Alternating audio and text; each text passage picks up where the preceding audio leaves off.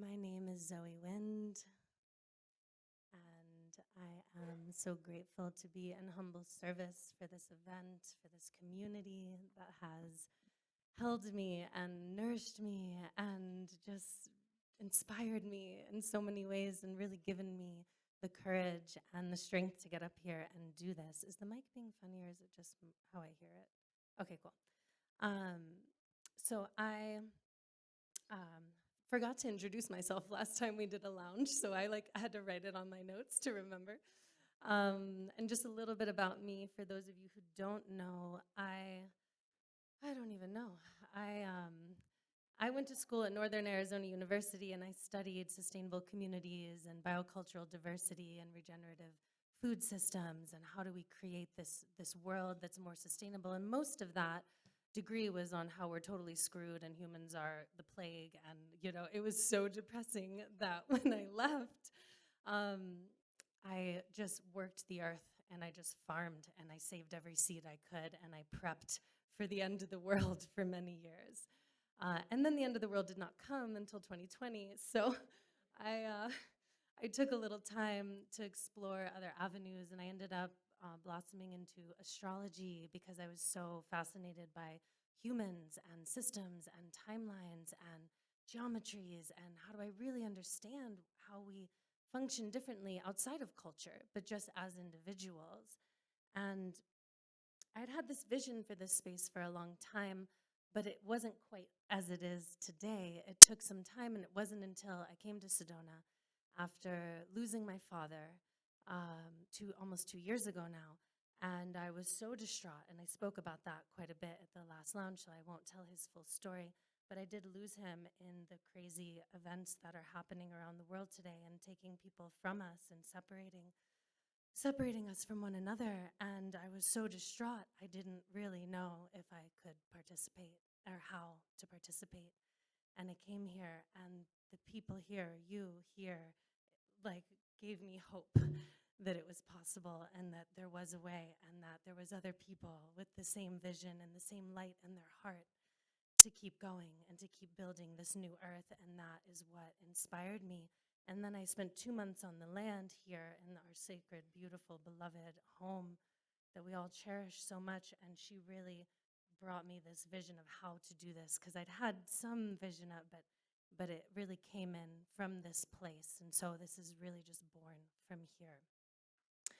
And I'm really grateful to get to do it.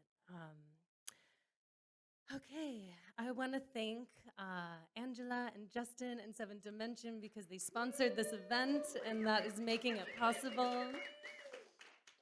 I want to thank all of our volunteers and everyone who came together to bring in all the parts and all the pieces. This is a completely homegrown, grassroots event today. And I want to just speak a little bit to last month, which was really, I guess, 2 months ago now. We did the first lounge's topic was conscious connection. So how do we come together and relate with open hearts and hold space for everyone to grow and transform, and how do we want to relate, and what do we want to grow as a community?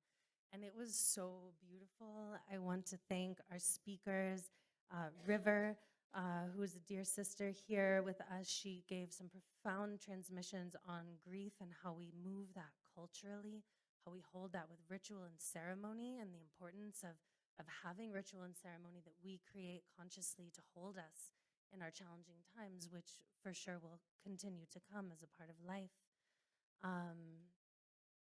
Jenna spoke just so beautifully about just wanting to be so loving and have an open heart and be there and support anyone who wants love and support. And that was just so profound for me, her transmission, her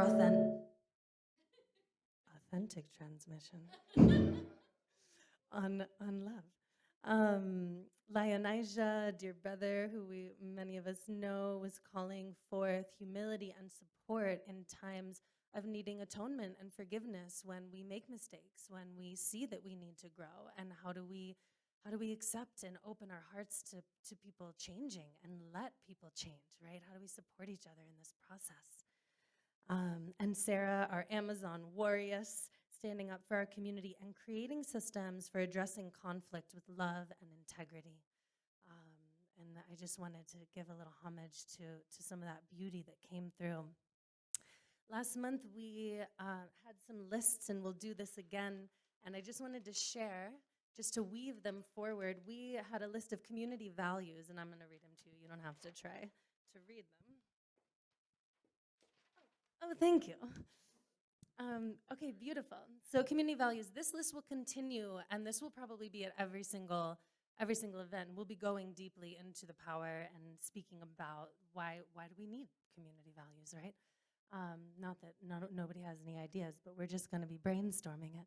And so the ones we have from the community last month are beauty, love, freedom, authenticity, divine masculine and feminine, compassion, sovereignty, reciprocity, trust, listening, community, elevation, doing your part, everyone plays a part and everyone has a gift, truth, clarity, witness the mind, and holding space.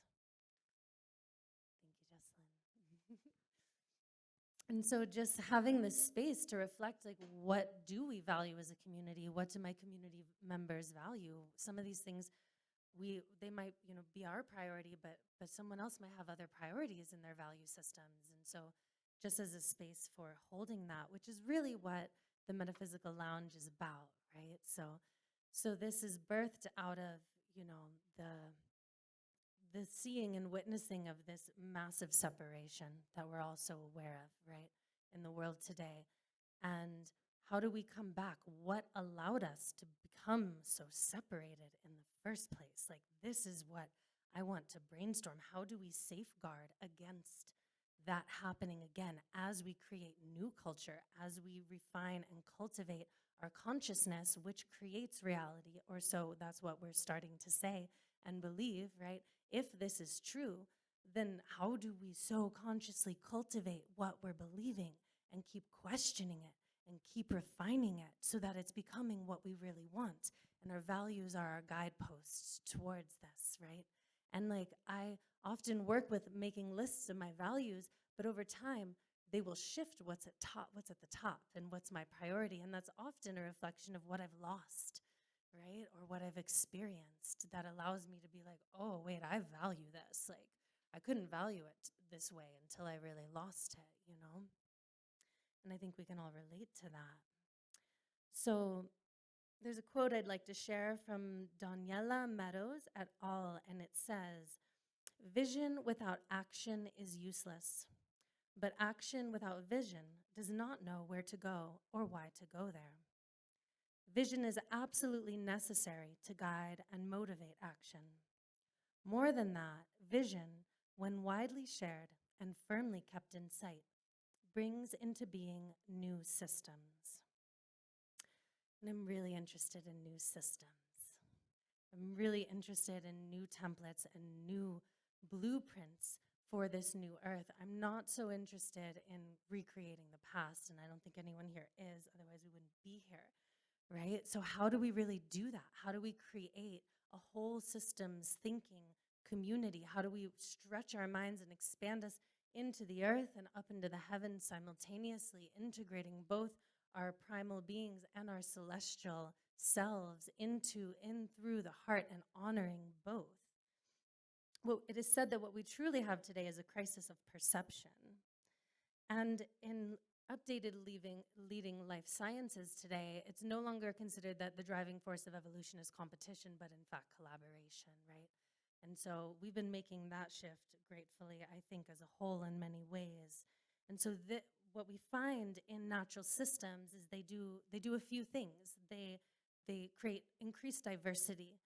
They create increased coherence and complexity of systems, and they always increase beauty and abundance, right? This is just nature's way, and we are all of nature, and we are all also of the heavens, right? And so this is a space for an exploration of novelty, for stretching us beyond our own assumptions and beliefs, and even the new age beliefs that we are already moving through and they're really helpful, and where are they limiting? Where are they potentially limiting us?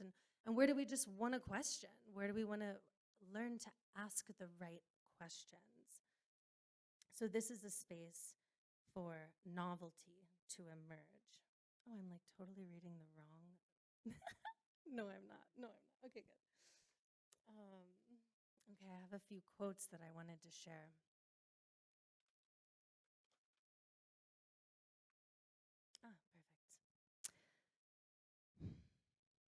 Perfect. This is attributed to Albert Einstein. Apparently, it's not even, nobody's even sure if it was him. I didn't realize that till just now. And it was said that if I had an hour to solve a problem and my life depended on the solution, I would spend the first 55 minutes determining the proper question to ask. For once I know the proper question, I could solve the problem in less than 5 minutes.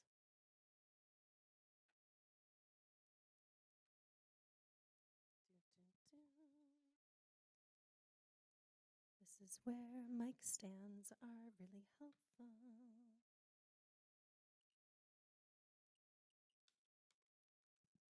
And I read this last time, but I just like it, so I'm reading it again.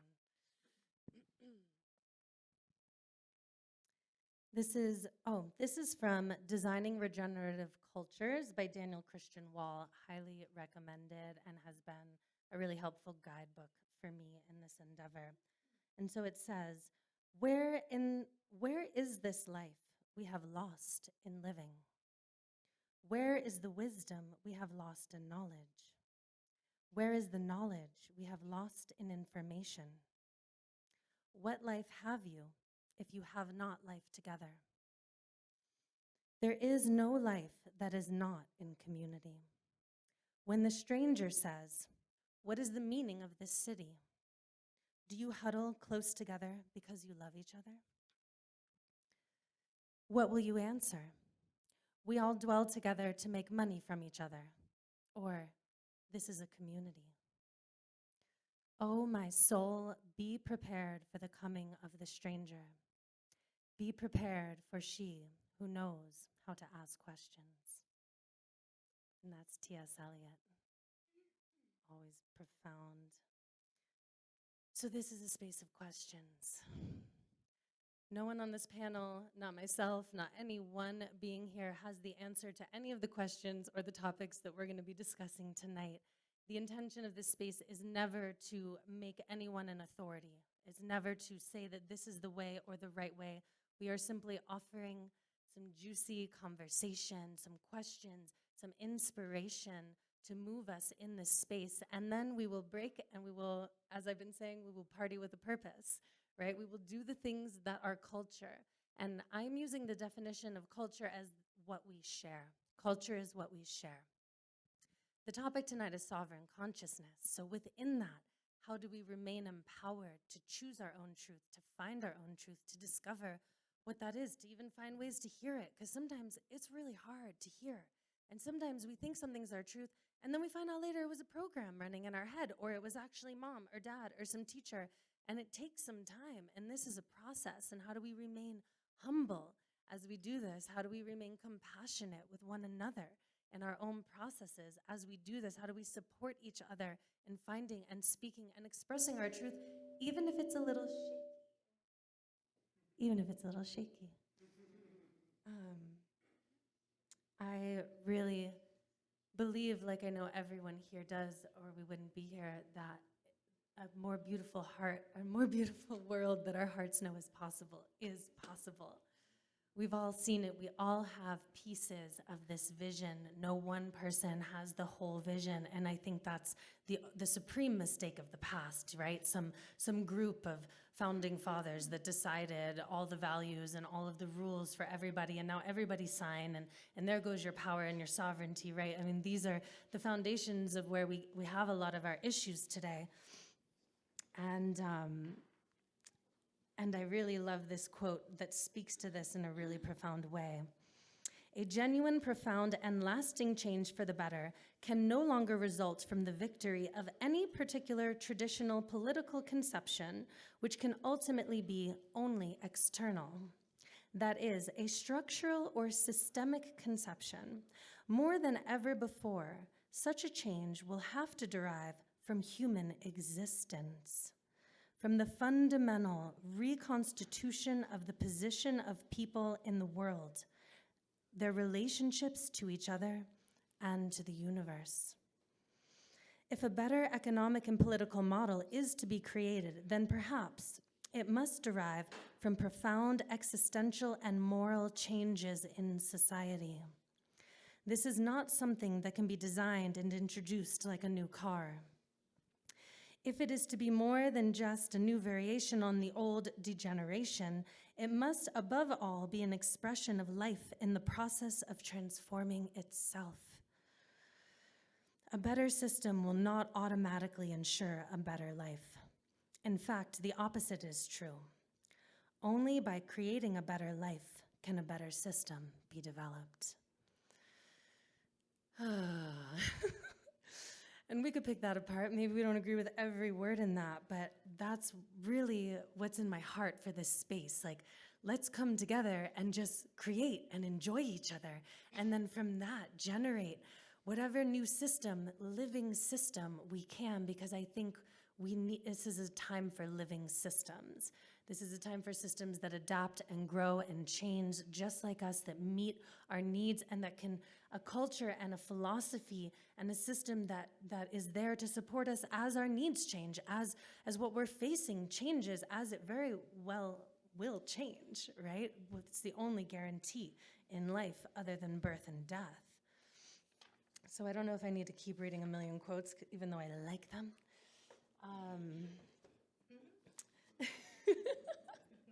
I'm like, I can say it, but they just like already said it so beautifully, right?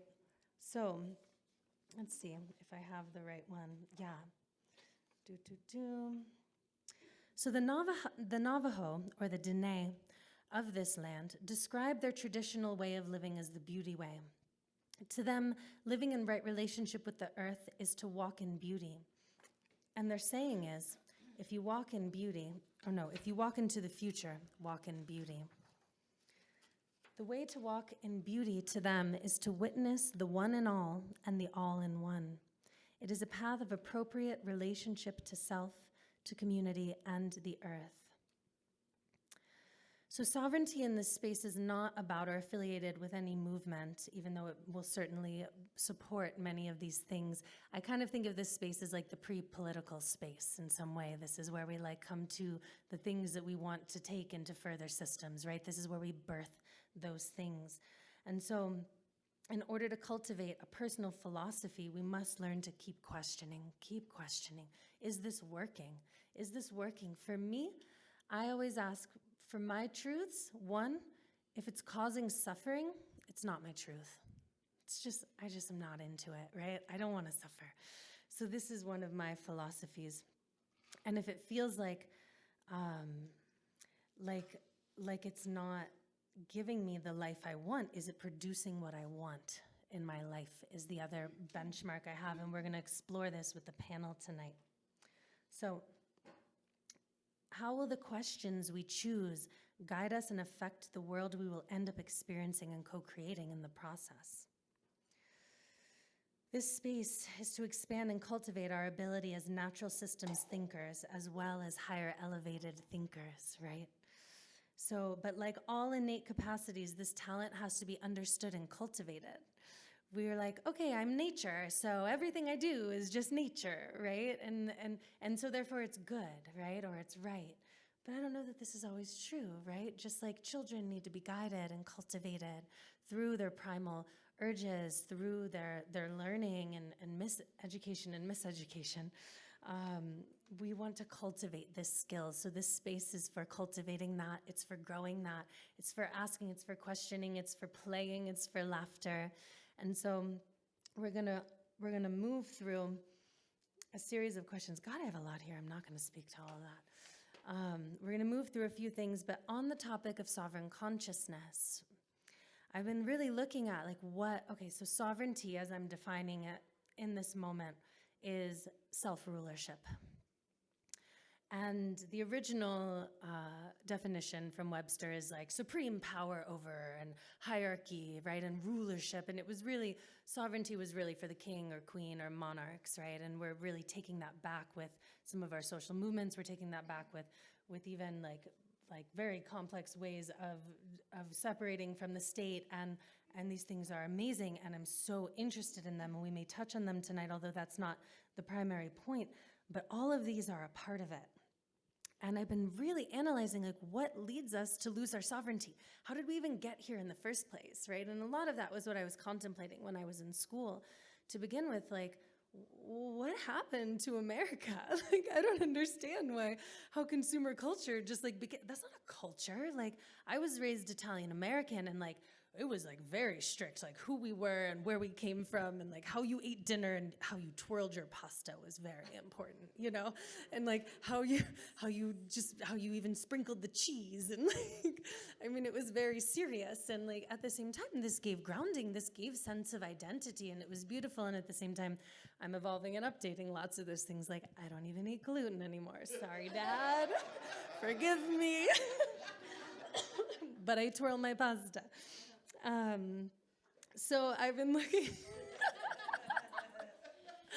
right? So how do we not abandon cultural traditions, wisdom, lineages of the past? Because it seems to me that we had two crises in America. One was our separation from our homeland. We lost our connection to the earth, or not us, our ancestors, those who came over. I know everyone here may not have, some of us may not be from this country originally, but for the most part in this country, the immigrants left their country for some reason and became disconnected from the land. 1. 2, disconnected from wisdom, traditions, and lineages and cultural traditions. That's not true for everyone, of course, to varying degrees. But these things preserve us. They preserve integrity within the community. They preserve what we share. They protect us from other forces coming in and then dictating to us what we should believe, think, and feel, and how we should act. And it's like, wait, but we know who we are when we have culture, but we've decided, but we've cultivated, we've preserved it in cultural technology of ritual and prayer and parties, and food that we share, and elixirs and medicines and expansion and rites of observation of the passage of the sun. And these things we are rebuilding now, right? And so how do we cultivate this more consciously? How do we do this in a way that we're really recognizing that this is protection, this is preservation, this is maybe one of the only semblances of security we can have, because as far as I can tell, security only comes from knowing we have each other and knowing how to relate with the earth. How do we integrate these natural systems and sit with the earth and regenerate that connection? Many of us are well on that path, right? Observing these natural passages of time together. We root that together. We relate together, how we relate to the earth, what we see, what we feel, what we receive, our gratitude, our traditions, all really relate with her. It seems to me that culture grows up from the earth and through the people.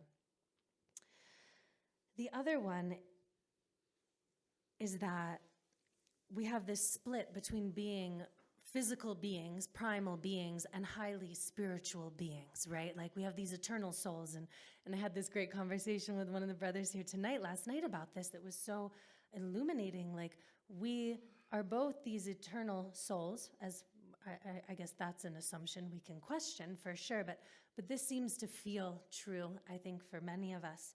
And so if we are this consciousness that is beyond our body and we're also physical, we can be swayed if we are two in either place. So if we are so much in our primal needs and our desires and our base desires without cultivation and refinement and culture to help refine us and values to refine us, we can be, this is, I see a huge source of how we were co-opted into consumer culture. What do you want? You need this thing. You need to feel beautiful. You need to feel accepted. Oh, we don't have a culture where we already know we have that. So now we can just buy, we're just gonna go consume the thing out here because we've lost connection where we're receiving it together.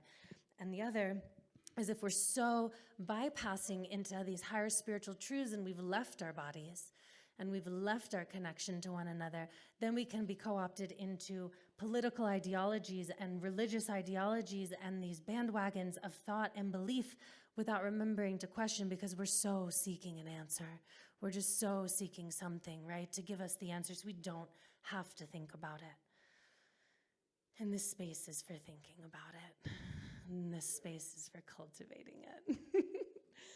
And for being conscious and not forgetting our physical needs, not forgetting that the earth provides, that we share, and we don't have to, like I have done, try to homestead and create everything as a doomsday prepper so that I never need anyone and I can be an island, and all of a sudden I was really alone and like not really very happy. And then when the actual end of the world happened in 2020, I had so much fear in my body that I didn't realize I had been building and had been like really quiet and inert for a while, and I was like really triggered by that. And I was like, whoa, I don't think all that prepping really helped me on a spiritual level. You know, it was like scarcity and survival, and so I had to do all this work to elevate it. And how do we be aware of our spiritual assumptions, of our belief systems that are really becoming really easy to just say, right? And I do it too. And so we're going to look at some of those tonight and really analyze them and see what the panel thinks. And then it's really for all of us to go create, to share. So we'll have a panel discussion, then we will break, and it will be the lounge, and everyone is encouraged to connect consciously and further these conversations, because that's what this space is for. It's for all of you. It's for all of us. And we have incredible medicines and food from Rhea and John Andre and Freddie with his charged water and beautiful jewels from Lisa. And I'm just so grateful that we're here. This is what we share. These are some of the things we share culturally, right? And that's why it's in the space tonight, because it reminds us of how we are connected. Okay, that's enough for me. So without further ado, I'd love to welcome up our panel speakers tonight. Come on up.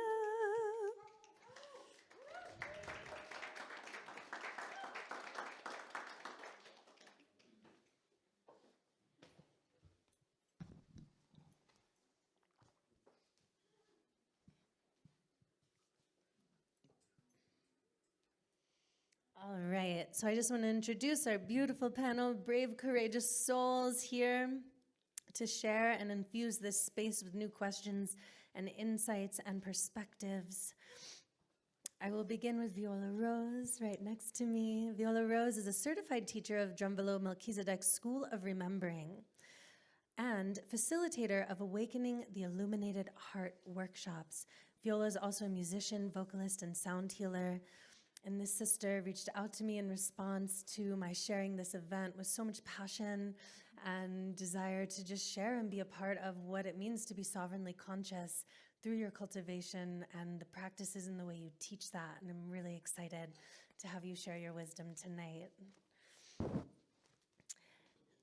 Jessalyn Desmond, aka Oracle J, next in the line, is an oracle, energy, sound, frequency healing practitioner, clown, author, legacy life coach, doing spirit, body, mind alignments, breath play facilitator, remote viewing teacher, and artist extraordinaire.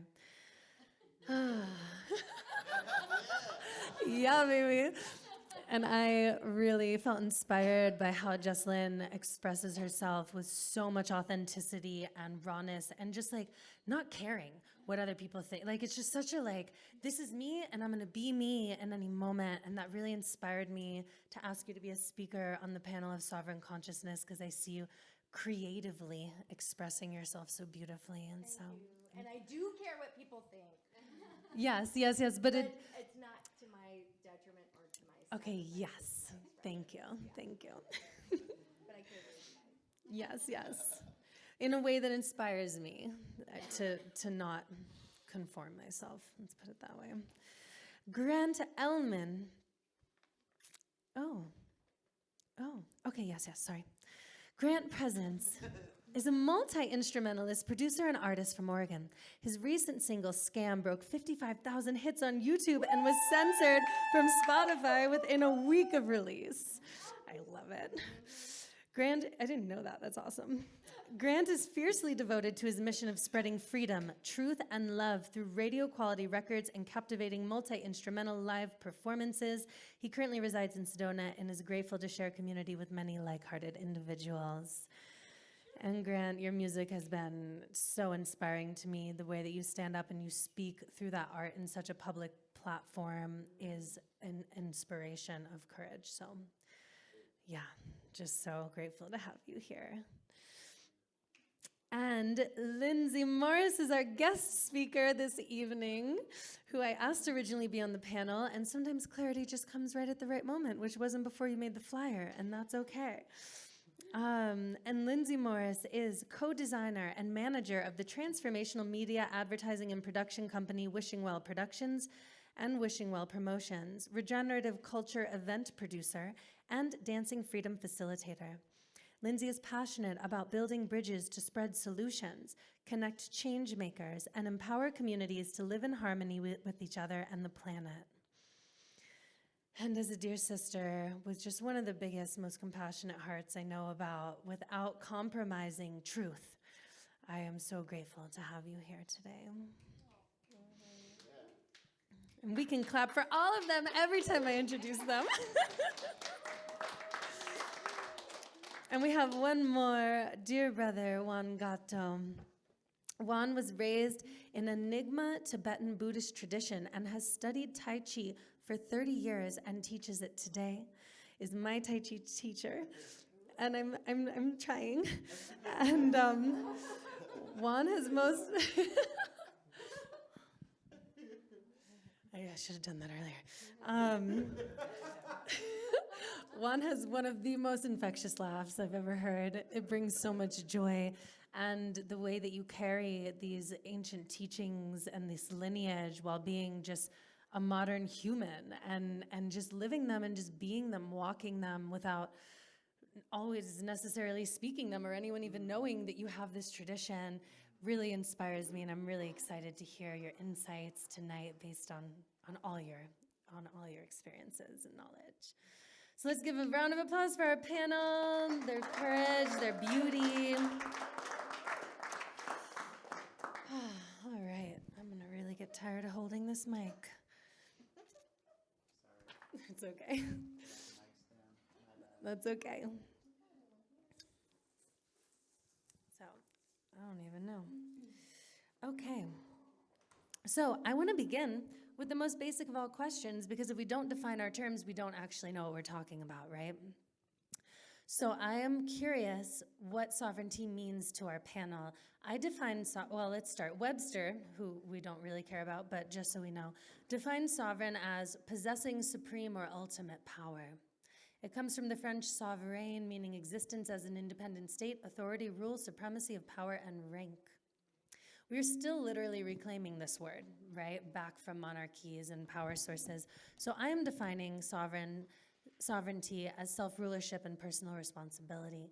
And I would like to know from our panel how you all feel about this and or how you define sovereignty. And I think the mic is on the ground. It's hot, it's hot. It's hot. Pick it up. I don't even think I need a mic. Yeah. So use the mic, it'd be great. okay, all right. So sovereignty to me is the ability to kind of control the mind and not allow yourself to fall into thoughts as much, you know? I think that you really can't control the outside world that much. So in a way, the idea of sovereignty in the external world is an illusion to me. Like, you can try your best, but there's always unforeseen elements. So true sovereignty is the ability to take whatever lies right in front of you and accept that fully without wanting anything different than that exact thing that's in front of you. Therein lies true freedom in my eyes. Beautiful. Would anyone else like to share on what sovereign means to you? Love that. Sovereignty to me is my right, my ability, my capacity, my joy to have control, authority, dominion over my body, my physical form, my mind, my thoughts, my beliefs, my ideas, my energy, and my energetic field. And it's also understanding that if I'm going to abide by that definition and formula of sovereignty for myself, then I need to fully and wholly respect that in you and all other beings. Because my sovereignty isn't I get to do whatever I want whenever I want. Because if I'm like, I'm a free person and I can do whatever and I'm gonna, I'm free, I'm sovereign, and I'm gonna harm you, I'm not actually respecting the fact that you are also a sovereign entity with the same rights and the same capacities. There's a quote that I love from Leela Watson that says, if you are here,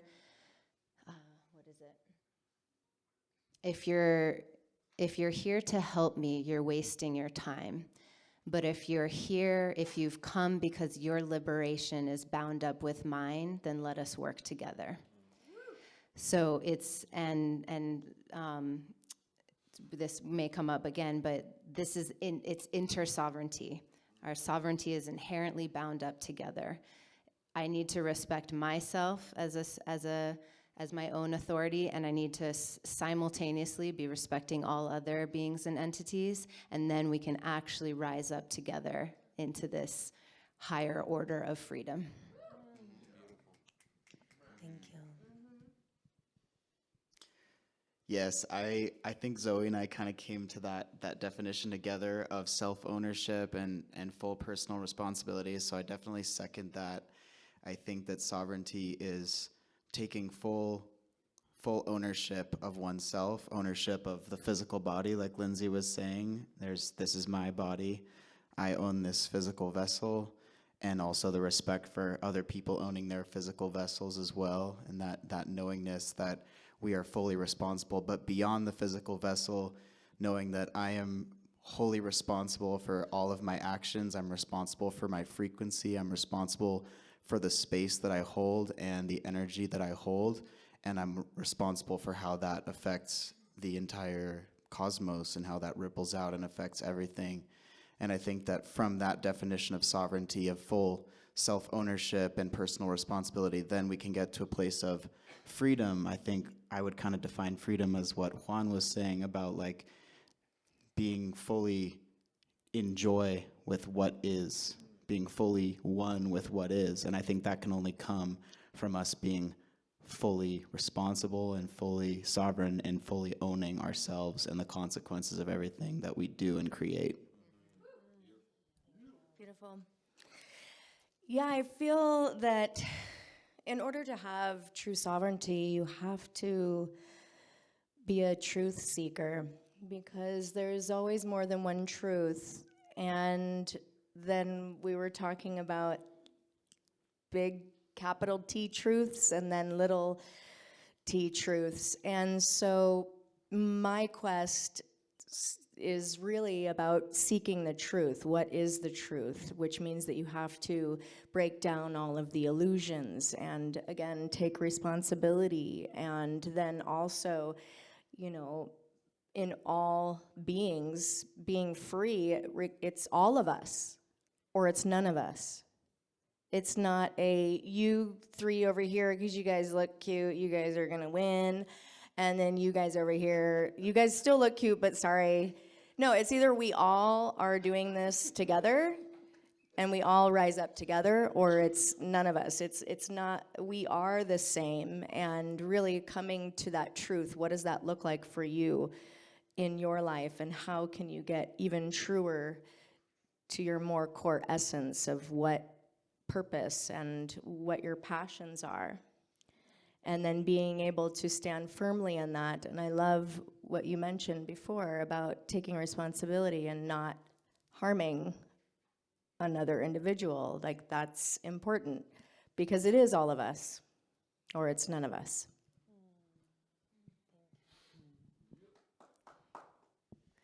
What can I add to all this?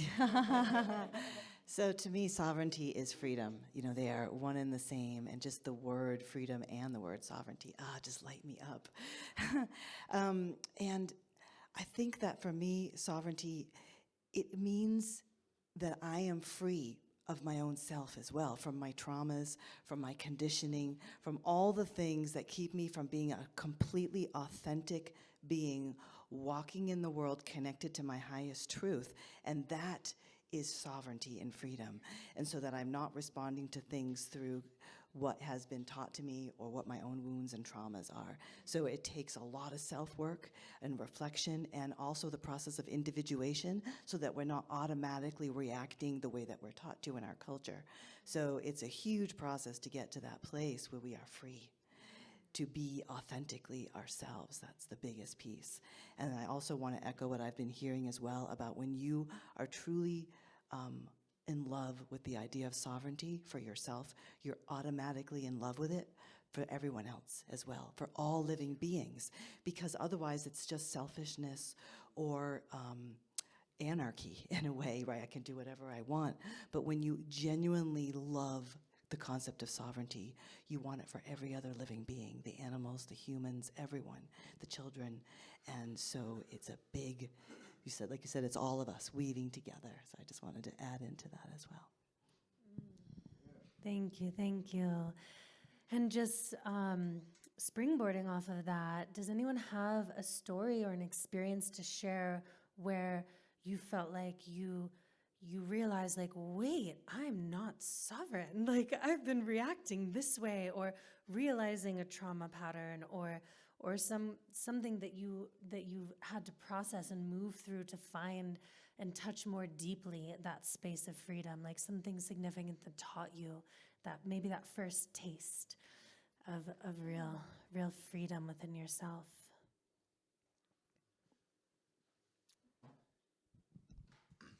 You know, as I'm listening, and I feel and agree with everyone, but I have to say, like, I don't think there can be sovereignty without true, like, meditation, like truly going inward. And that sparks a feeling of self-sufficiency. Not that we're isolated and that we're going to do everything ourselves, but we're careful with what we get attached to. Because if you get attached to something, and this goes back to the Buddhism, that desire and expectation are kind of the roots of suffering. And so I think the more desires you have, the less sovereign you are, because you're controlled by them. And in order to peel that apart, no one's going to do it for you. You have to sit with your own being. And that's really will be the theme of what I have to say tonight. Yeah. Beautiful. Yeah, so I can think of hundreds and hundreds of moments. The first that came to mind is when my personal, sensual, sexual, energetic self and being and body has got violated in different circumstances. I don't need to go into the details, but I'm sure many women and also potentially men can relate. And it's like this pattern happens and my energetic boundaries are being crossed, and due to trauma, whatever the trauma was, or these patterns, or not learning energetic boundaries enough, or whatever it is, I go into a freeze pattern or a fawn pattern, or there's these patterns that we go into. And I mean, this was still happening up until maybe 3 years ago, but it's like every time I had a little bit more awareness, it's like I could shorten the distance between realizing it was happening way after the fact to like realizing it's happening in the now, and then just slowly being able to be like, and then when it's happening in the now, my mindfulness was there enough that I could be like, wait a minute, I know this pattern. I'm not gonna go into freeze. I'm gonna do something else. I'm gonna set a boundary. I'm gonna walk away. I'm gonna say no, whatever it is. And Yeah, and so there's a lot of compassion for the challenge of being a human and what arises. And there was also, I was thinking about this as I was looking at the questions that Zoe had for us. In 2012, I was attacked at gunpoint in Oakland. I was trying to get out of my car. Man came, gun to my head. Complete violation of my sovereignty, right? And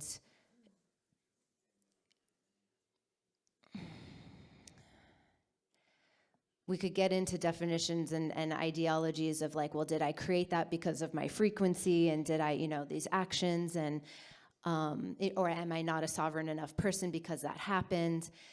And it's like, it's all interrelated. It's all interrelated. The sovereignty that I had in that moment, because I'm living in a field that we're co-authoring this reality together. And he's a sovereign person, and he made that action. And the sovereignty that I have is the ability to figure out how I'm going to respond after something like that happens. How am I going to forgive? How am I going to rise up above it? How am I going to take care of myself to not have me traumatized for the rest of my life? And so it ended up being a moment where that was very empowering, and I had to find power, and it took time. But I'm speaking to this because there is this question of like, again, did I call that in? Am I not a sovereign? Can I not be a sovereign person if I'm living with a bunch of other people? It's like, yes, I still can, because I have the ability, the right, the capacity to decide how I'm going to respond to everything that the world gives me. Find that surrender, find that acceptance, find that healing, find whatever it is. So that's what arises for me. Thank you. Thanks for sharing that, and thanks for being vulnerable enough to share that. I think we're kind of picking on this thread of sort of what you were saying, Viola, about the healing of our internal trauma and the taking responsibility for our own shit, and how that creates, how our ego can make us not free. And I used to have a lot of experiences of being kind of in this rebel consciousness, because in my awakening journey, I realized how much we'd been lied to, and how much of reality was just being manipulated, and how much coercion and how much violence there was from the state and all of these things. And so this created anger, and brought up my own shadow that I had to look at. And when I was always in that state of that shadow, I was always coincidentally manifesting reflections of that shadow from the state aggressing against me, being locked up in cages, being put in cop cars. I had an experience where I was, had 3 fully armed cops, with full SWAT team gear and AR-15s locked and loaded, aiming at my face, and things like that. Experiences like that, all as Creator's way of saying to me, this is a reflection of the place within yourself that you're not free, because you're creating disharmony within your own field.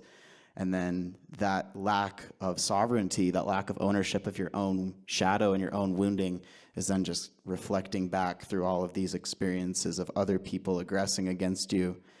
And then on the other side of that same token, I've had certain plant medicine experiences in places of deep meditation where I felt complete sovereignty, complete freedom, and it wasn't coming from any external validation or anything outside of just my own heart, and just knowing that I already have everything that I need within and around me to fulfill my destiny, to be free, to do everything that I need to do, and there's nothing that can harm me because I'm an eternal soul. And the realization of that created this sense of this bliss and this deep freedom that only can come from within the heart. And I noticed that once I started to embody and integrate those plant medicine experiences, all of my reflections of state aggression just faded away. And then I started having experiences of driving my car with no registration and a plate that says private for non-commercial use only, and the cops would just go around me as though I didn't exist. and it just created a whole different reality just because of my own willingness to embody the truth that's in my heart. And so that was my experience of understanding how I was not free, and then starting to work on how I can be free from within, and then coincidentally that creating freedom in my external reality. Wow, thank you. It's up for the I whole mean, panel I to feel like, respond. okay. Unless, if we want to move on, we can move I mean, on. I But feel complete. I feel like that really, do you want to say something? That's fine. Okay. beautiful. Oh, I want to go so many places with that. Because we're touching on some things we're going to go into later.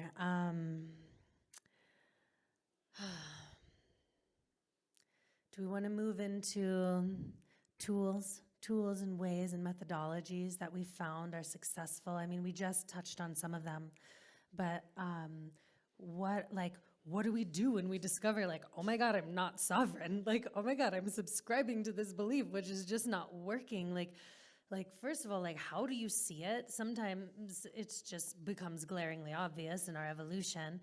And then what do you do about it? Like, how do you shift your frequency? How do you change your vibration to do that? I mean, plant medicine, we've mentioned meditation and some of these things, but like, I'm just really curious about all of your wisdom and tools and ways that have worked for you, and maybe what doesn't. Beautiful. I love the tools. That's like my je ne sais quoi. They're delicious. I love juicy lives, and in order to have a juicy life, you have like all the tools, all the seasonings. You could make whatever you want, whenever you want, right? So the whole Egyptian whole everything, their healing practices, their meditation practices have been so influential in my life. And you know, without breath work and meditation on a daily practice every single day, I do not think that I would be the person that I am here today. Breath work is like one of the fastest ways to remove trauma from the physical body, which is awesome because it actually pulls it out even without your being conscious of it. I've brought clients who've had 20 years of therapy, and I get them on my 90-day program, and they have released all that trauma that they've been in 20 years of therapy with, because it actually left them on a physical, visceral level, and their nervous system was cleansed and purified. And so I don't know how it works, but if I didn't do the meditation to go within and do the breath work to do the physical stuff, fasting is also another really juicy way to get into the internal. And one of the most ancient yogi secrets is drinking your own urine. So anyway, that's legit. I do it. And if you guys want information on that, I'm happy to share it with you, because there is a time and place, and you want to be having a clean diet and all of that goodness. The ultimate sovereignty. Yeah, right? So Drink your own medicine. Make your own medicine. No doctor can make it for you. Your body knows best. and such an act of self-love, really, like honoring that.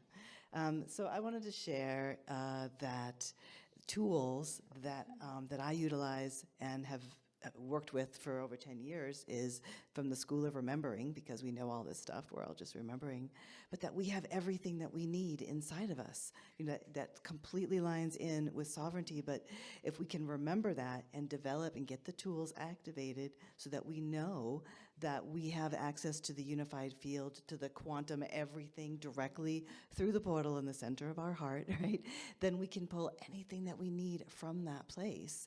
And then we're not as reliant externally, like even with the breatharian thing, that if we know we can pull all the nourishment we need directly from our own inner sun, you know, then we are free. And the urine therapy, all of that. And then also just making the connection with our own higher self, our own higher guidance that doesn't have the blinders on that we've agreed to have on when we came into this life. Like somehow we come into this under this veil, and we have to forget who we are. And if we make the connection to our higher self and start to bring in that remembrance, then we have our own internal guidance system, and we stop looking outside for answers and gurus, and activating our own light body, getting all the tools on board, healing the traumas from around the heart. You know, all these things can help a person just walk in such freedom so that you're not at the mercy of the outside world. You're like a galactic superhero, right? Walking around in life totally empowered and just anchoring and learning to just live from the heart, get out of the duality of the mind, and anchor and set up home here. Then anytime something comes our way, which is an invitation to step into fear, we can just simply say, no, thank you. I'm just going to stay here in the heart. And then we are not subjected to it anymore. There's nothing for it to hook into, right? And then the last little piece, just a little anecdote from my modern reality, like this week in my life. I'm living in a small town outside of Sedona, and it's a little bit the Wild West. And there's a lot of loud dogs. There's a lot of unmuffled cars and like dirt bikes. And so it's just noisy. And when that comes in, it feels like it infringes on my peace and my sovereignty because the external is being super loud. And so I have come to take every single time it happens, I just block my ears because it's really loud, and I say, my peace is my own. And it has helped me so much to just claim, like you were saying, like the outside world is going to do what the outside world is going to do, but how I respond determines if I am free. And so just that one little piece, my peace is my own, has helped me a lot. Beautiful. David Icke says that the biggest prison people live in is the fear of what other people think. And I was reminded of that when Jesslyn was talking about drinking her own urine, because she obviously doesn't care what people think about her doing that, or else she wouldn't have shared it in front of everyone. she does So care. respect. She Respect. said she cares. She does care, but she cares about things that matter. So the reason that I share that is because I think that one of the tools that we can use to become more free is to find authentic means of expression where we can continually de-pattern ourselves from caring about what other people think and have a practice of, actually putting ourselves out there in an authentic way and practice, just sharing authentically without the ego stepping in and being like, oh, well, what would people think if I did this? Or what would people think if I did that?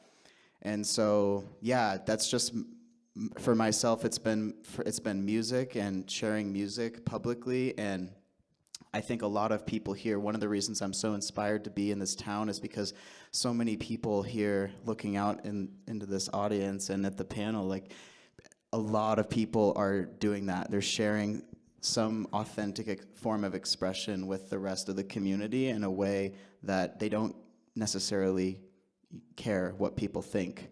But it's paradoxical because in not caring what people think, then you provide real care. You provide real value to others because you give people that permission to be free of that expectation or free of that mental chatter. So I think that's a really powerful tool, and I just encourage anybody who feels the call to sing or make music or feels the call to paint or any form of self-expression that you can continually have that practice of releasing judgments of the self and judgments that we have carried from people telling you, oh, you're not a good singer, or, oh, you're not a good painter. So we can continually release that and be like, no, this is my expression, this is who I am, and I don't care. And that's freedom in a way. So Yes, love all of those tools. Echo all of them. I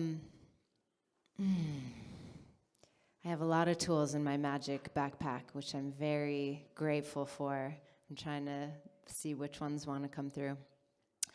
I have one practice called Follow the Thread that I learned from a teacher. I don't even know if it's called that, but I'm calling it that right now.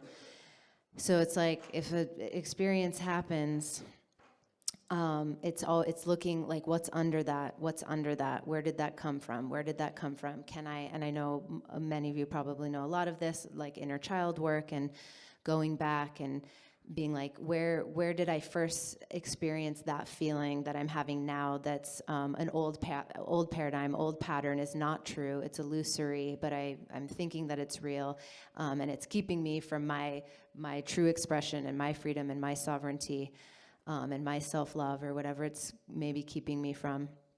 And so just looking back, okay, I have this idea, I'll never have partnership. I'll never be able to manifest partnership. I can't have that. Okay, is that true? Is that a true thing? Is that a true statement? Okay, following down the thread. Okay, I remember when I was in 5th grade and my parents got divorced, and my principal said, oftentimes, children who have divorced parents, they end up getting divorced when they grow up. Okay, so that got imprinted. Is that true? Like, no. And then following that thread down and down, is there a younger time? And then does it even go into past lives? And the more you do this, you can start to do it really fast. My one teacher who was teaching me this, she's like, I'll just do it while I'm standing in line in the grocery store. Like, I can just do it like this now. So that's one tool that I love and use. And then the other is utilizing the elements, which I love to do. And I know many of you are aware of this and probably already do it, but utilizing, if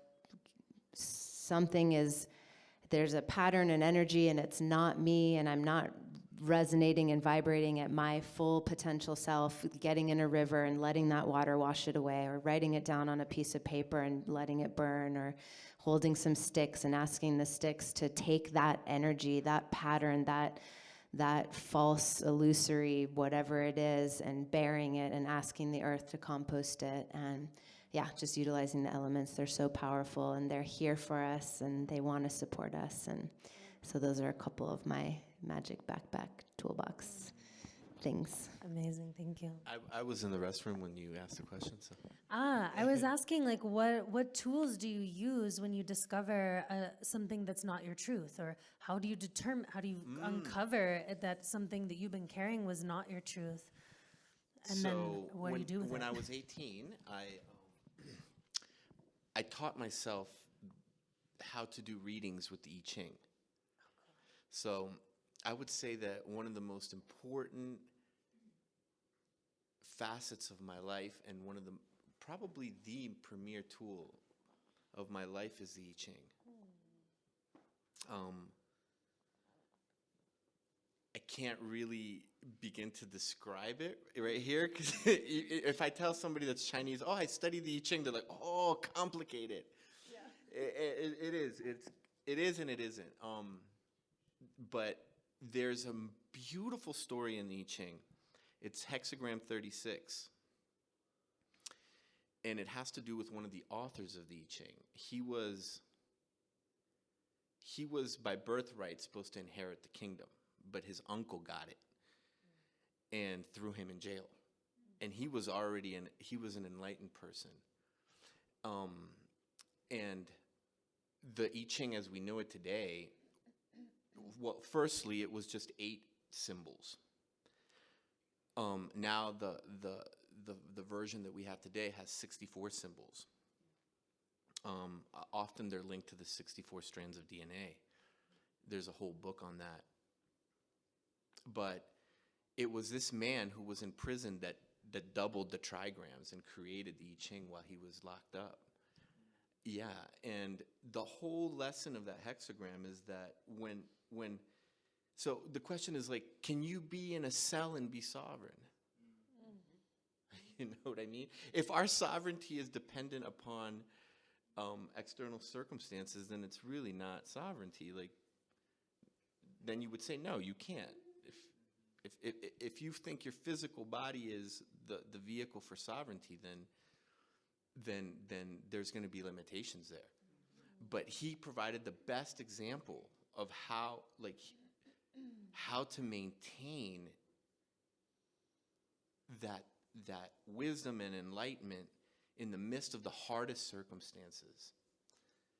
And so, to me, it's kind of like freedom is really the ability to change and to adapt and to flow. It's not to be able to do whatever you want to do. That's kind of the opposite. Yeah. So anyway, I Ching. Yeah, something to add to that. So are some of you familiar with Ross Ulbright? Is anybody here familiar with Ross Ulbright? He was the founder of the Silk Road, which was the first real free market on the internet, the first darknet market. And he was basically just trying to create a marketplace where people could buy and sell goods and services freely without any type of government infringement at all. And that, in my opinion, he had every right to do that under natural law, and he was creating something that would have really helped to advance sovereignty on the earth. And he was subjected to a double life sentence plus 50 years. So I don't know how you could actually do that, but for whatever reason, they decided a double life sentence sounded good. But he wrote a letter to his mom to pass out, and I had the good fortune of meeting his mom at Jackalope Freedom Festival, and she read this letter that he wrote from inside his cell, and he was describing how difficult it was to reconcile being locked up for something that he had the right to do, and for a victimless crime. But also, like Juan's saying, that in his time in the cell, he just focused on his internal space and meditation, and he found that he was able to get to a place of ultimate freedom and ultimate sovereignty. And that's kind of like what I was describing in some of these plant medicine experiences. So I would agree with you that if we're just saying that sovereignty is just the ability to do whatever we want, whenever we want, like, that's fun. And I think that's great. Like, I'm all about that too. I think we should be able to do whatever we want, whenever we want, so long as we're not harming somebody else, and we can get into that. But, I think if we're letting our external circumstances dictate our sovereignty, then we're definitely not sovereign. And so it really is an internal thing more than anything else. It's an internal space, can only come from within. So I would agree. Yeah, and I love this because one of the cultural assumptions that I hear a lot is like, oh, I create everything in my reality. I create everything. Like if I just change my perspective, my whole life will change. And then I'm like, wait, but do other people not have creatorship of their life? Like, is this just a simulation? Like, if we think this is a simulation, do I even have free will? And that really upsets me. Like, that makes me be like, oh, am I just in a simulation prison? And then I don't even have, so some of these things that we say, I don't think we mean it when we say it that way, but I'm really curious how we feel about, this concept of oneness versus in sovereignty. Like, I seem to have a separate consciousness, and I know we're one, but how do I not take responsibility for other people's behaviors, right? Because I'm totally empathic and have been prone to do that and think that everything's me, and I try and fix everyone through myself. And that was a pattern I really had to work on. And I know no one knows the answer to this, but do we have free will? How do you all conceptualize these ideas, reject them, accept them, or think about them? Free will is your ability to tame your thoughts. I don't think free will is your ability of how to move in the world.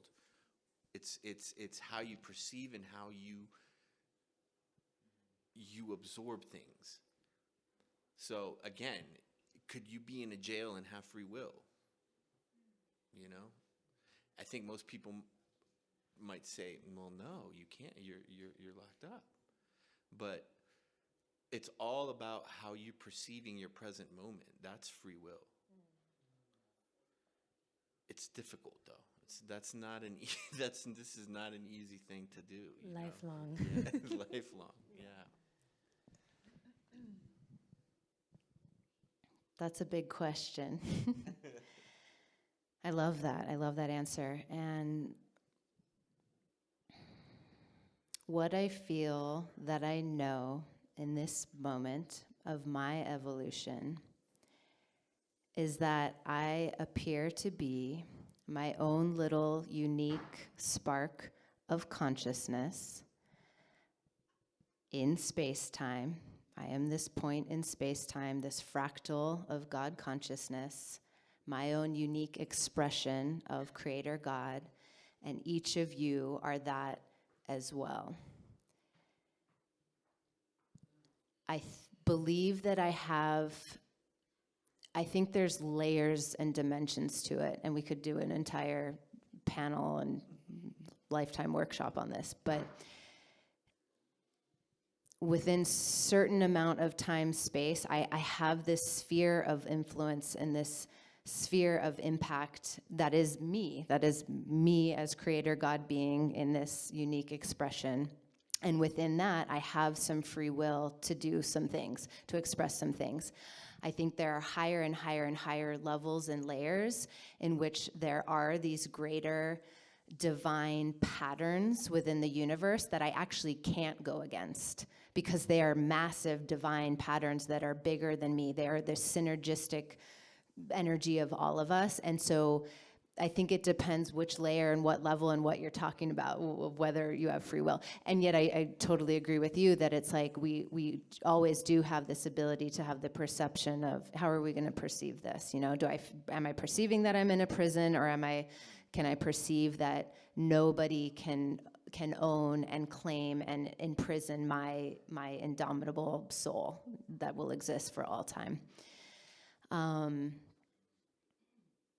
And my last piece with that is with this sphere of impact that I have, if I do want to try and create positive impact in the world, I don't want to manipulate or change or affect anyone else in a way that's manipulative, because that's not, to me, that's not ethical, and it's not moral, and it's not right, and it's not how consciousness should work. But what I can do is model right energy into the world. I can be the best me. I can find my freedom and find my sovereignty and use my tools and find my joy and do my things, and I can model that out, and people can see that and be like, oh, look, I like what's happening over there, how do I do that? And so that's how I want to impact the morphogenic field, in a way that I'm expressing my free will on a certain dimension and, hopefully putting positive impact out. Beautiful. I think Viola had something. She was reaching for the mic earlier, or you can Okay. pass it. Yeah, I'd love to share something too. In my current understanding of reality, which of course is always evolving, I understand that free will definitely exists and is sacred. Free will is sacred. And in that, it gets confusing, because, and I don't know that there's any exact answer to figure out here, but I think my biggest existential pondering these days comes from, okay, if free will is sacred and we are in a free will universe, well, that opens up a can of worms, because things can go wonky doodle if there's free will, right, which they have on our planet.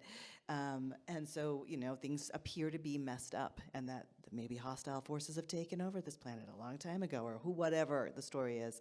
And in that, that's an infringement upon free will. But so where is the line where everything is unfolding perfectly, and yet free will is sacred, and there is no wrongs being done?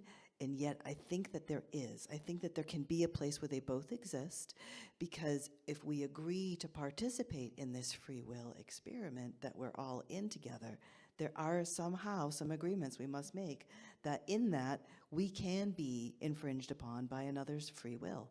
And free will is sacred, so that's just the game we're in. And so that's why we find the sovereignty within instead of without, because our free will externally can look like it's being infringed upon. Not necessarily an answer, but Beautiful. it's just something that I ponder a lot. Yeah, me too. It's interesting. I look at things in life from a frequency perspective, and in nature, when things are vibrating next to each other, they end up syncing up to the higher vibration. And the way that I would define free will would be choosing the highest vibration in every moment. And in my experience, I've dealt with a lot of trauma, physical, sexual, mental abuse, and was orphaned. My mom was murdered and blah, blah, blah. But that's not why I'm sharing this with you. And what I'm sharing with you is that when there are things that come with the abuse and all of that, what I have learned is to look at the frequencies in there.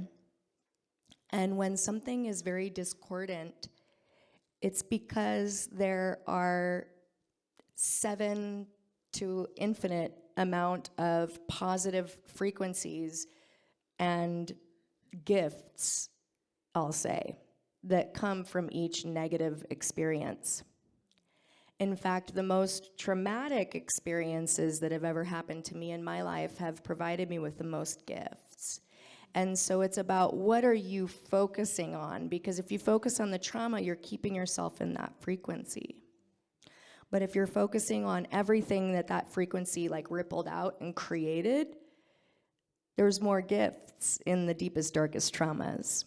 And so collecting the gifts and digging for the gold in that way, it's, not all gold diggers are bad, right? If it's digging for your own gold, right? So when you gather your gold, you raise your frequency because gold is a super high frequency. And so it's like, that's your birthright. Your birthright is to have gold in every situation. And notice how a big lump of coal turns into a diamond. And that is what we are meant to do. We are meant to turn all that coal into diamonds. Collect the gold. Pass, go, collect lots of gold. I've come to a point where I really question free will. Like, do you make your hair grow? You can, maybe. Maybe. But I mean, you're not really a part of that process that much. Unless you want to. Right. Do you digest? Like, does your mind make you, I think we're part of this big, huge organism. And because we're individuals, we forget that. But, like, you don't control your sleep patterns. You have to go to sleep and you have to wake up. Like, you were a sperm at one point and now you're this. Did you control that process? You know what I mean? So to me, I think freedom lies more in being the witness than in trying to control.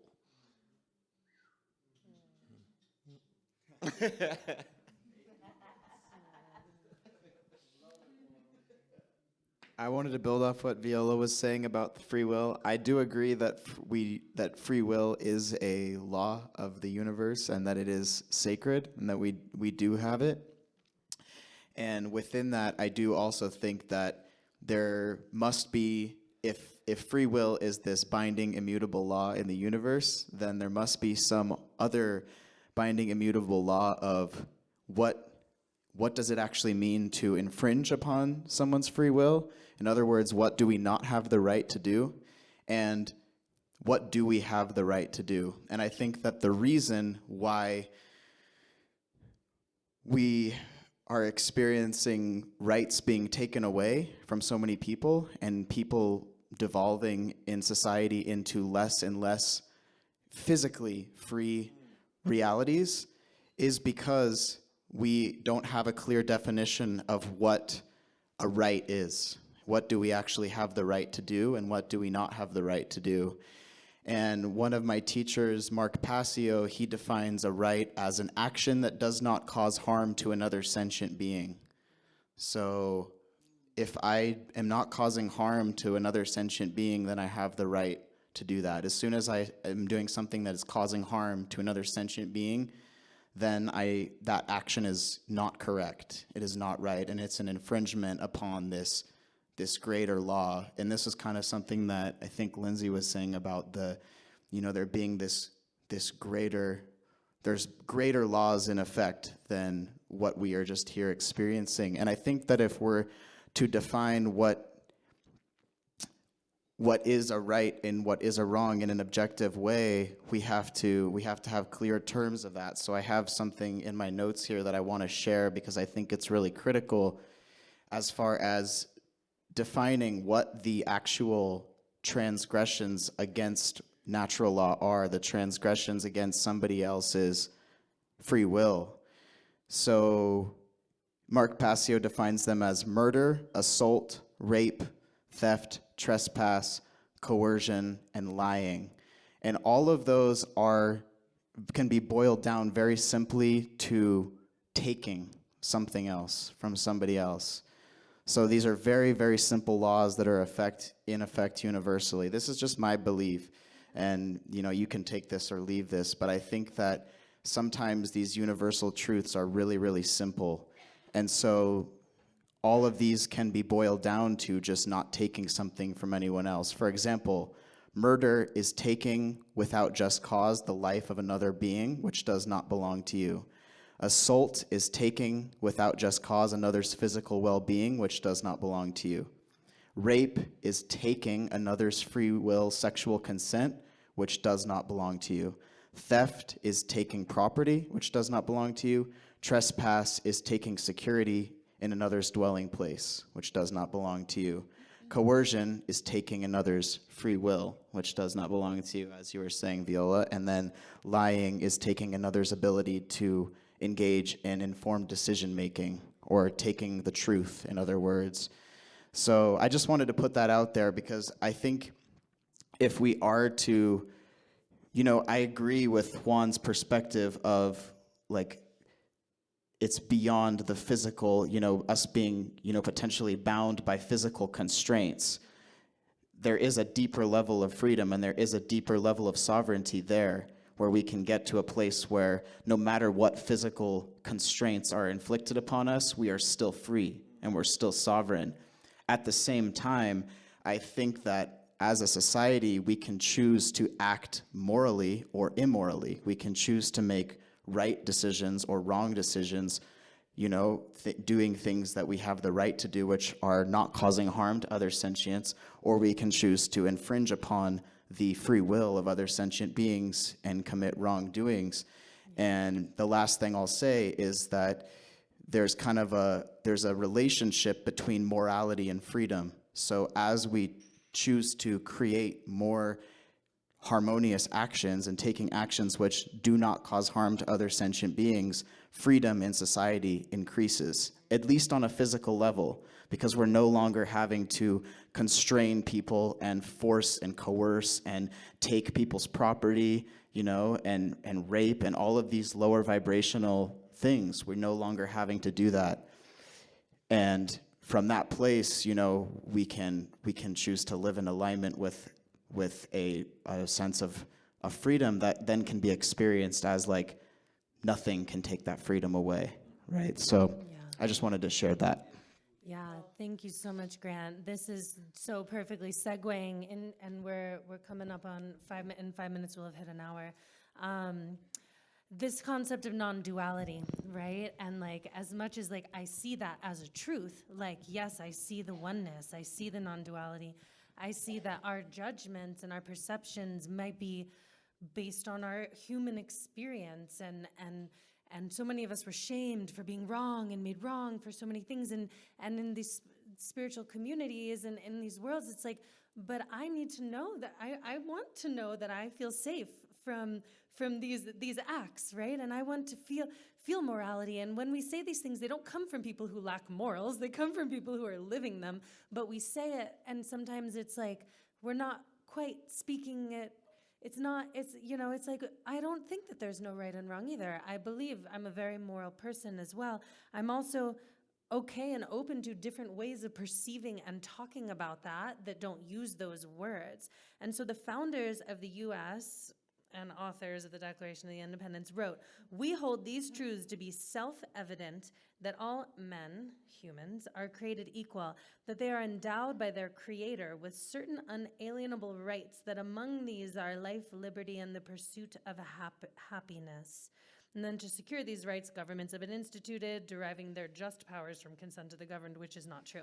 And like the extent to which these systems have created that is highly questionable.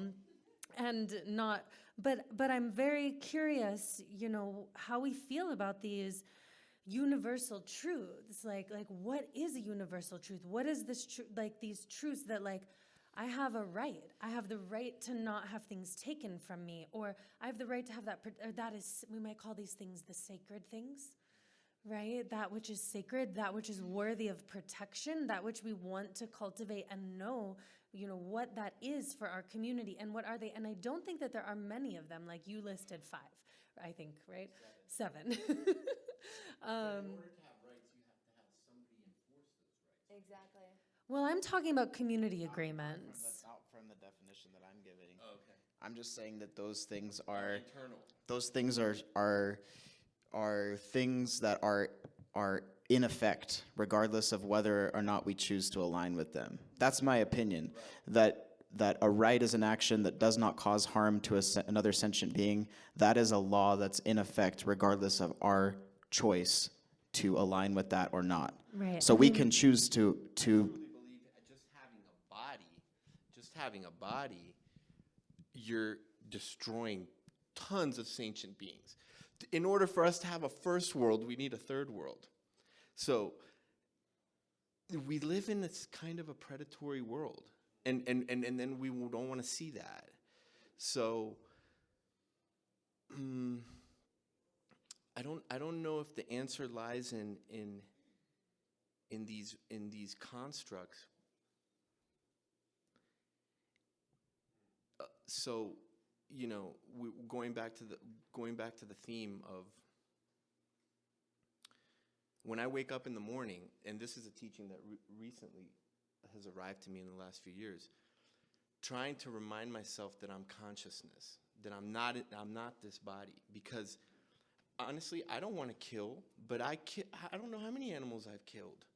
I haven't killed them, but I've been a part of the process to eat them.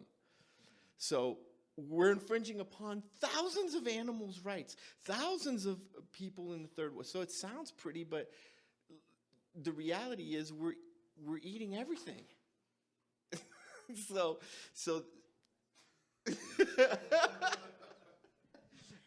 I mean, I'm trying to balance this out, you know, like in my head. So if I see myself as consciousness, then I don't put so much weight on this body and what it does or doesn't do, if it has to sit on an animal rug, if it has to eat chicken, if it has to eat this we live in a world where the bigger thing eats the smaller, you know, and so that's inescapable, even if you're vegan.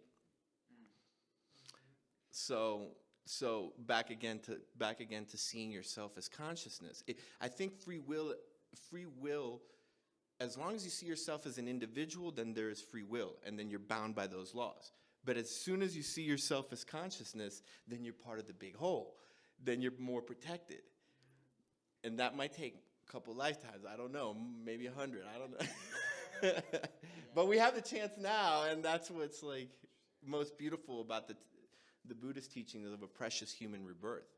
So to be even able to contemplate these things and to get to a point of evolution where we can even think about these things is a gift. That is the highest gift. Right. Yeah.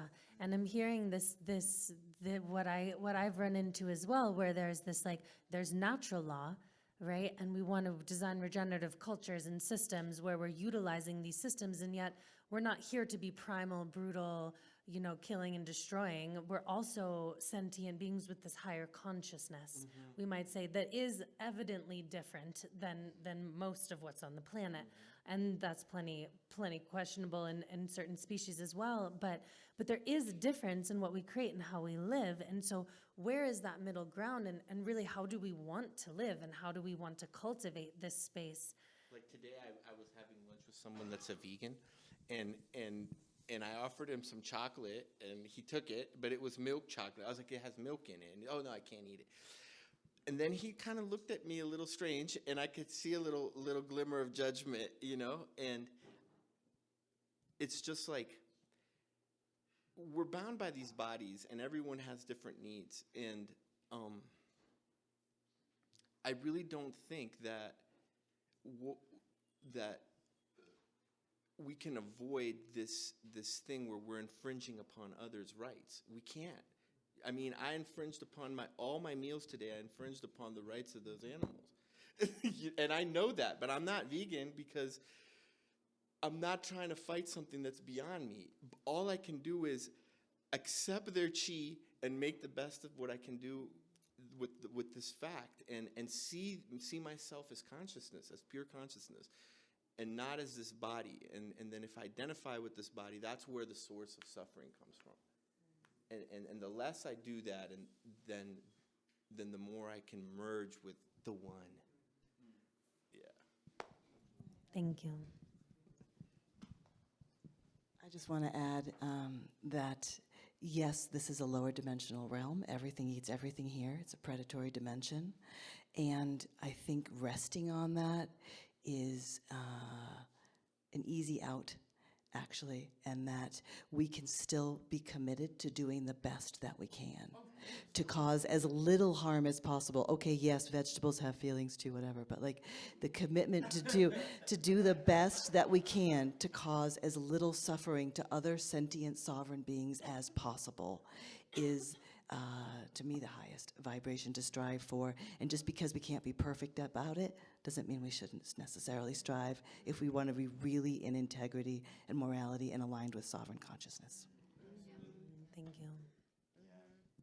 I would second that. I think your perspective is so beautiful too, because I think like that's part of being in this dualistic reality, part of being in these physical meat suits, and in this inherently dualistic reality is the acceptance of the fact that we're imperfect beings, right?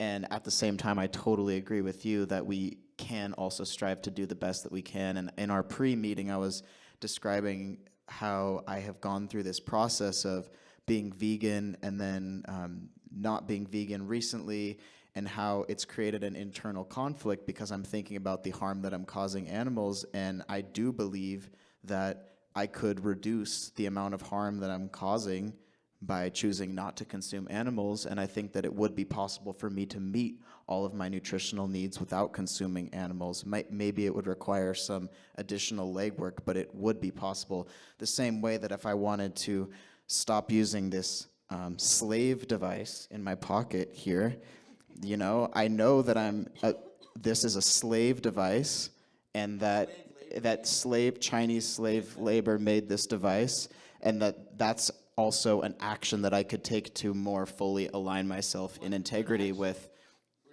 getting rid of it or getting. Yeah, I could. There's actually Caleb did it. There's plenty of people who've done it. So I do think that there's a part of it that's loving ourselves and accepting ourselves for the fact that we're imperfect beings, and then also realizing, yes, we can also do the best that we can, and we can strive to be in the highest integrity with natural law that we can. And I think there's got to be some kind of balance. If you start to see yourself as consciousness, you're going to do the best you can. Like it's inevitable. But if you're stuck on the body on this plane, it's going to be hard. So the idea would be to accept that the body is the source of trouble, because the body has all these needs, and we eat each other for the needs, whether it's the animal realm or the plant realm. Even within our own body, the amoebas eat each other, and you know, it's like a little microcosm. But if you start seeing yourself as consciousness, then it's like the idea of Maya, you know, that this is all Maya, this is all an illusion. And once you can really penetrate and go into that and see it and pass the veil, then you're able to put things in their place. Like this is a temporary state which has befallen us. It's not. Were you there before you were born? I don't know. You don't know, but there's been a witness that's watched this whole process unfold, right? And so, again, I think the real solution is going back to this idea that we are manifested consciousness, and not to put so much weight on the body and its needs. And sure, I think it's super important to decrease our appetites, because the more appetites, the bigger body you have, the more you have to kind of take, right? And I'm just curious because this concept of this reality is a delusion, right? This is nothing. Illusion can just as quickly lead to, therefore I can do whatever the hell I want to people, right? As it Totally. can to morality. And so this is one of my key questions here is, how do we hold that truth and not lose the sacredness of here and the elevation of how we exist in the human body and the cultivation of morals and values, if for nothing else than just the world we want to live in. Like, I want a world I want to live in. Totally. You know, I It's don't an want a world illusion and that's it's just not an like, illusion. oh, it's a simulation, do whatever you want. Like, it terrifies me a little bit, that's right? not the I don't point. want control either, you know? I want freedom, but cultivation, and as we build community and culture, as is the main premise of this space, while maintaining our sovereign consciousness, like, what do we feel are maybe truths, like you were saying, of that? What, like, are there principal things, first things we were speaking of, like first things, like life wants more life, life wants more beauty, life wants more abundance, life wants more diversity. I don't know, I'm curious, like how do we feel that? Because we have to be healed from our trauma to be able to, like, not want to perpetuate trauma necessarily, or, you know, for some people. So I'll just let you guys roll with that, because it's a conundrum for me.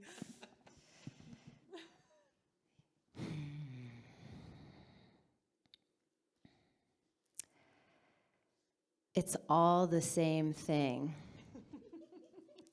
It's all the same thing. It is an illusion. You are consciousness. I am consciousness. But this illusion is a sacred, divine, exquisitely designed illusion that we're in. And the whole idea of conscious evolution is recognizing that we are becoming conscious to the fact that we are becoming more aware of the consciousness that we are. So the illusion serves a purpose. The illusion, I believe it serves a purpose because I believe, again, this is a grand operating design. And that is God, that is me, that is you, that is everything. So it does get confusing, and like this body can be troublesome and suffering, but that's also potentially a limiting belief that, as we rise in consciousness and as my body evolves to potentially less carbon and more crystalline, then it probably won't even need as much food anyways. And I mean, that's a whole other conversation because we are where we're at. And right now my body still needs food. Do I believe I could photosynthesize light like plants do? I do. I absolutely believe that. But I'm not there yet. This guy's hungry. He has a body and it's hungry. And is it I saw this guy petting this cow, and the cow was like, it was so endearing, and I'm like, how do I eat these creatures? I'm sorry, that's Yeah. It's a good question. It's a good inquiry. It's a beautiful inquiry. And I'm in it. And but what I come back to, and the way that I find my truth, kind of circling back to a previous question that I answered differently because I thought it was a different question. The way I find my truth is connecting with higher self, tapping in with my somatic wisdom, because the body's not just troublesome, it's also extremely intelligent and has its own consciousness of its own. So these somatic practices that I have to find the intelligence and wisdom there, and then heart resonance. Is it aligning with my higher self? Is it aligning with my heart resonance? Does it feel good in my body? Okay. When I talk to my intelligent genius community, do they reflect back to me that I'm on track or not on track? These are the ways that I find truth. And then if it is, I move from there. But I try to hold my truths lightly in case they're not actually true. And also, is this a truth that's lasted the test of time? You know, have masters and mystics been talking about this truth, like that the ground of being is essentially unconditional love, which is currently one of my capital T truths. And this is because, to me, it's a belief, it's a truth that has standed the test of time through mystics. It cognitively and cognizantly makes sense to me. I think we need to come back and find some good sense-making tools in this crazy day and age we're in. And also, I had an experiential, physical, vibrational experience of dropping down to what seemed like the bottom of reality, and what I got to was pure bliss and joy and love. And it felt so fucking good. And so those pieces combined made me feel like, okay, the ground of being is unconditional love, capital T. Thank you. I love what you shared. I can't say or speak for anybody else, but my capital T is love. And in order to fully love another, I have to work through my own issues of where I haven't been loved or where I haven't been treated the way that I thought that I should have been. And again, the trauma healing is so imperative, but I really like the consciousness, aware that we're consciousness. I love that. And so for me, that's like, you want to know what my spank bank is filled with? It's filled with like, how can I raise my consciousness? I'm super passionate about it. And so for me, there's ways to do that. There are ways to do that. Science has actually now proven that these things are actually working to expand your consciousness. And so one of my goals is I want to be a breatharian. I can receive food in through my eyes and through my skin, and I have been at a place, and I love fasting. I love receiving energy from different things. There's nothing to keep me awake all night like scintillating conversations that are intellectual and spiritual. Like, what? You don't need food, you don't need sleep. I can just be like, yeah, let's keep talking, right? So with all of that, it's the constant wiffle waffle ball of how can I love myself even more? How can I love you even more? How can I love life even more? And so what all those answers lead me back to is how can I expand my consciousness and how can I expand my awareness so that I can encapsulate all within that. And that's my highest truth. It is the all. Like I'm rooting for all of us, literally. Like that's my passion. I'm on the front lines. Like I believe in everyone. I believe in all of us. And let's heal up that trauma, y'all. Thank you. Viola? I'll These will be our just closing words. add that I think for me the highest truths that I have distilled down is that whether this is an illusion or not, whether this is Maya or a hologram, nonetheless, the experience of suffering is real for people. And so the most important things to me feel in this realm to help alleviate suffering and to be loving.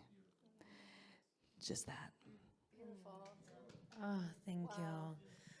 Oh my God, you guys are brilliant. Humans are brilliant. I love this because, yeah, it's like, are they universal truths? Are they universal truths because they're just there and they're pre-existing, or is it because we choose it? And then I love this concept of expanding our consciousness to include more things, like, and the empowerment that we have through this shifting reality of the understanding of the power of our consciousness. And I don't know if we'll ever know, or if anyone can really know if it's universally true. Is it God creator, goddess, divine, source is it just a part of source, but there's all these things, right? So sometimes I wonder if like, that's what the free will gives us, that source has all these things in it, and it's the thing you choose What do we choose God to be? What do we choose our higher power to be? Where are we directing our energy? Is ultimately the best that I've been able to distill is the most important part. But I still just want to know all these truths and want to contemplate them. And I really appreciate you all contemplating them with me and taking this time, sharing your hearts. Let's give a round of applause for our beautiful panel. Brilliant, brave, fucking inspiring.